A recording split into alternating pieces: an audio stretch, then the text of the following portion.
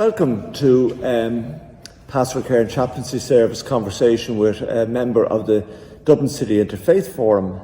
And we have with us Samira, who's going to talk to us a little bit about Ramadan and how it's going for her at this time of the year. But first, before that, let's hear a little bit from Samira about who she is. I'll tell you who I am, and then we get to the subject matter. Samira, tell us a little bit about you. First of all, thank you so much for having me here. My name is Samira, and I'm an Indian Muslim, and I'm doing a master's course in DCU in International Relations and Law. And I'm an intern for the DCIF, and it's been my third month, and I'm having a lot of fun. Yeah. Great. And I'm Alan, and I'm the coordinator of the Pastoral Care and Chaplaincy Service at TU Dublin. But also, a partner with us is the Dublin City Interfaith Forum, and we've had many events here to help us understand one another in terms of our faith, in terms of our sensitivity, in terms of our traditions. And that's what this short video is about. And how have you found your experience with DCIF? I think it's really progressive, and I wanted to work in a grassroots level civil society because I think they do much more important work than many organizations in the world that claim to do this sort of work, where you actually do go and meet communities from different spheres of a city, and you have conversations about their everyday life, and it's very real and authentic. Yes. And it's not on a superficial level. And you're actually talking to people who live their life. And it's I think it's a great platform for people to feel included. And also I notice is that like people can sit comfortably together with their differences and explore similarities and also be aware that they're citizens of the world and are trying to promote peace and harmony among and understanding among all peoples. And I'm a Catholic, a priest, and I'm coming to the end of my Lenten journey. So maybe you can ask me about that in a moment, but Ramadan, how's it been for you this year? Because you've been traveling and moving in a new environment and all that, so it's a different type of Ramadan for you this year. So I'm from India, and we have really early sunsets, and Ramadan is basically that the entire time the sun is out, you do not eat or drink, and the sunsets here happen at 8. So it's like a longer period of time that you have to fast, and it's definitely new for me, but it's been sort of calming. I think Dublin is not as hot as India, first of all, and there's more of time for you to really sit with yourself and sit with the fast that you're doing, which I think has been a different experience, but it's been. And why do you fast? Is it just because it's a rule and you have to do it to be a Muslim, or is there something else in it? So I grew up in a very progressive household, relatively to the other Indian Muslims, and I was taught to understand my religion from a very personal perspective. And the reason that I fast is not because of anything that's external. It's more of an internal journey where I'm trying to understand my spiritual being. And a way for me to fast, first of all, was when I was really young, was because everyone in my house did it. But then as I grew up, not many people were doing it. And when I became a young adult, I wanted to start fasting because I thought that it was a way for me to really test my limits as to how much I can abstain myself from even the most basic things like water and food, and just not really participating in things that I would do on an everyday basis. Like how much of my being was dependent on these external factors. And it was a way for me to detox and see my limits. And I think that's why I fast, is because I really want to look at my life from, an objective point of view, almost like I'm above myself. it's a very spiritual And experience. do you have a big moment of enlightenment in the journey through Ramadan, or do you hope to have, or has it changed you in any way? I think every month of Ramadan, I think you finish 10 fasts. Like the first 5 are the toughest. And then once you get into the routine of it, it's almost like, it's really surprising to see that your body gets so used to it.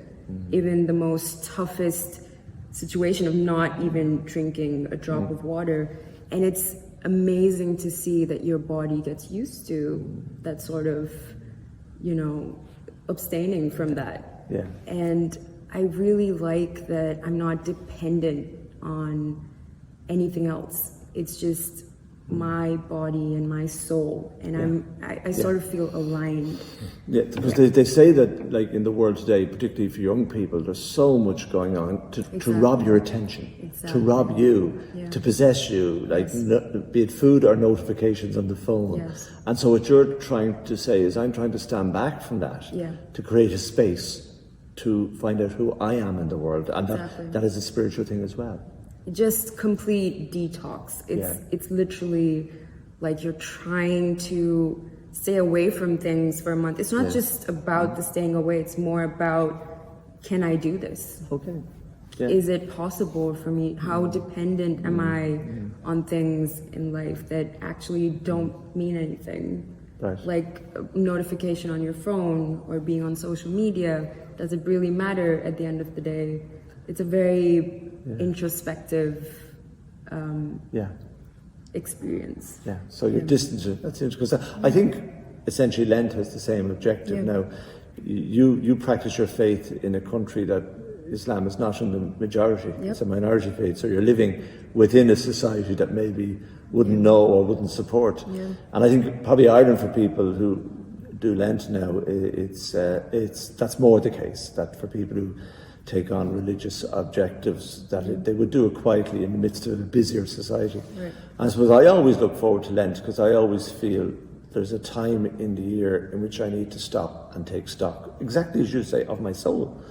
And sometimes that is by giving up something. Yes, exactly. Or giving up a pattern of behaviour that's destructive or not helpful. Another thing is to do something, to do something with my beliefs, like in terms of taking on something, or maybe, as I do this year, is get up early in the morning and spend more time in meditation. But you know what happened to me this year in Lent? I got COVID. It threw everything into disarray. Yes. Not just COVID, the tiredness, and so getting up in the morning was harder, paying attention was harder. And then I had a bit of post-COVID. But at the same time, I think you have to know, what I learned in Lent was that in some way the intention to do it was nearly that God was holding me in that. It wasn't like I was disobedient because I couldn't keep Lent because I had COVID. It was that I was being held through it and cared for through it. That's what I felt. And I suppose Islam is the same as well in Ramadan, that sometimes, it's not about perfection, is it? It's not about, the rules are there, but they're to help you come into a new awareness. Yes, it's more of a way to understand yourself, because it's such an internal journey. If you decide to, even when you're fasting, to go and get a glass of water for yourself, no one's gonna hold you accountable. It's your own conscience that's going to speak to you at the end of the day. So it's a very personal experience that's just between you and God and your body and your soul. And getting COVID, I got COVID last year during Ramadan. And in a way, I did feel like I missed out on a lot of days that I could have spent fasting. But in a way, I thought, like, that's God's way of maybe, saying something to me or taking care of me, like you said. That does make sense. That's very interesting. We both got COVID. But so you've how long left in Ramadan now? So there are 2 weeks left. And then there's a celebration at the end. So if there's much interest, we might come back and talk about the finish up, the wrap up, because our Lent finishes this weekend with Easter, and I look forward to that, because it is a sort of moving in. I think it's like all these journeys, that the journey of Lent, the journey of the people which we share that common faith of Abraham, the journey of people in the wilderness, it is to a new life, a new way of being. Yes. And that's like, because if you let the world define who you are, it becomes a very empty experience, that you're trying to, from what you're saying and what I'm saying about Lent, is you're trying to stand back from this world that can control us, manipulate us, destroy us, and touch with our deep spirit. Align completely. Yeah, to help us re-enter the world in a way that we are more in control. And I think the lovely thing you said there, which I think a lot of Irish people would understand, is that sometimes as a child you're told to do things. Yeah. And sometimes then you grow into adulthood and you forget about that, you don't want it, and you choose your own way. But choosing your own way can be the way of continuing in that tradition that you had as a child, which you're doing it freely and openly. It's like deconstructing a belief system and understanding it from within. Right. And that way you're more authentic to your religion or your spirituality, because it's not put on you by what you're supposed to be.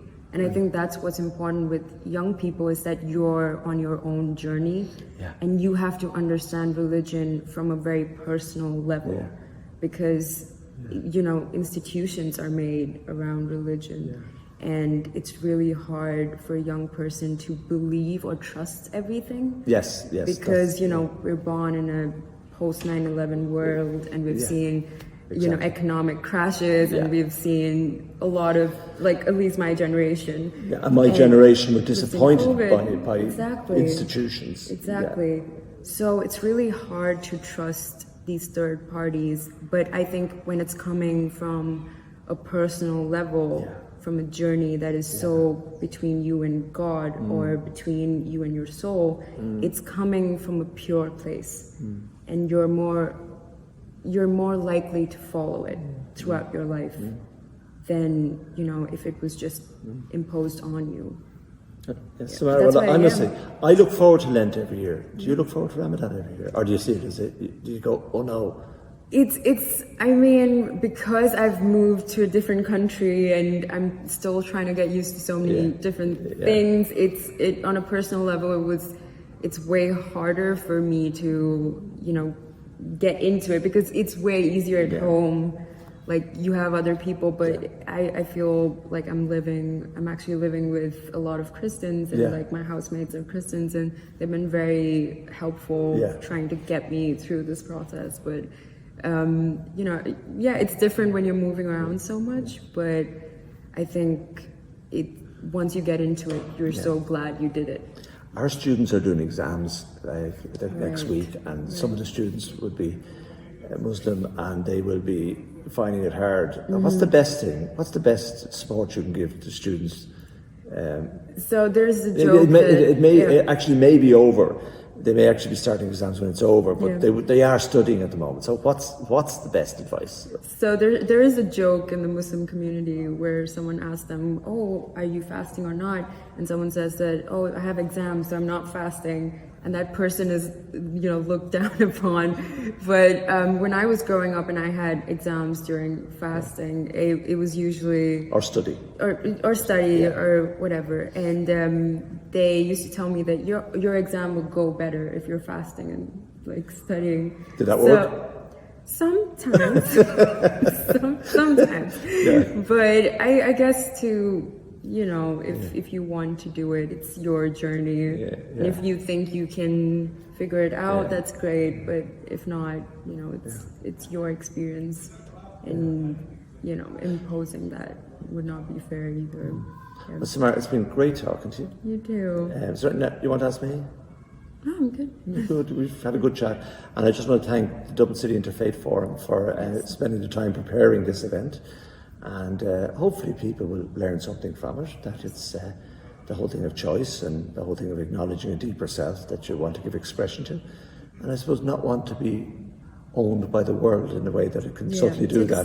Take a step back. I think that's a lovely description of both Lent and Ramadan. Yes. Take a step back and find new hope and a new future. So, thanks to Samara. Thank you everybody for listening in today and watching in. And from everybody in the pastoral care and chaplaincy service at TU Dublin, just to wish you a happy Lenten journey, a happy Ramadan journey, and just pray God's blessing on you all. So thank you very much. Thank you.